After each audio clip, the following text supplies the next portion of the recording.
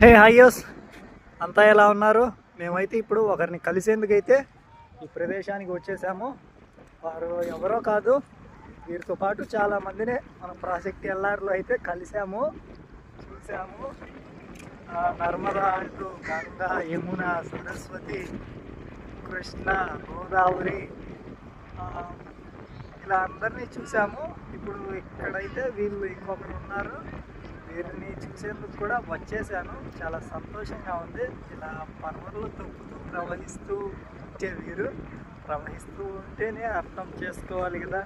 మనమైతే ఉన్నది ఇప్పుడు తుంగభద్ర నది దగ్గర, మంత్రాలయంలోని శ్రీ రాఘవేంద్ర స్వామి టెంపుల్ ఈ తుంగభద్ర. ఇంకా వెనకమాల కనిపిస్తున్న ఊరుగా అయితే మన రాష్ట్రంలో లేదు, అవతల రాష్ట్రంలో ఉంది, కర్ణాటకలో ఉంది. ఆ ఊరుగా అయితే ఈ తుంగభద్ర రివర్కి మధ్యలోనే ఇంకా ఆంధ్రప్రదేశ్ కర్ణాటక బార్డర్ అనేది ఉంటుంది. ఎక్కడ ఏ స్టేట్ అయినా కానీ మధ్యలో నది ఉంటే రెండు భాగాలుగా డివైడ్ అయిపోయే ఉంటుంది. నీటిపైన తగాదాలు రాకుండా చేరి సమానంగా పంచుకునే విధంగానే బార్డర్లు అనేవి ఉంటాయి నదులలో. మరి సముద్రాల్లో ఏంటో తెలీదు, అక్కడ కూడా ఉంటాయి బార్డర్లుగా.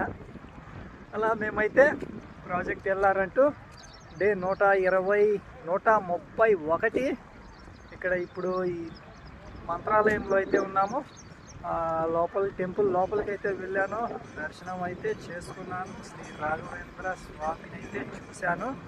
కథ యాత్రలు చేసి పాత్రలు కొంటే మనం మాత్రం అక్కడి ప్రసాదాలు అయితే కొంటాము. ఎందుకంటే ప్రతి టెంపుల్ ఏదో ఒక్కొక్క విశిష్టత కలిగి ఉంటుంది. ఆ విశిష్టతను బట్టి అక్కడ చేస్తారు ప్రసాదాలుగా. అలా మీకు ఫేవరెట్ అయిన టెంపుల్ ప్రసాదం ఏంటో కామెంట్ చేసేయండి. ఇక అది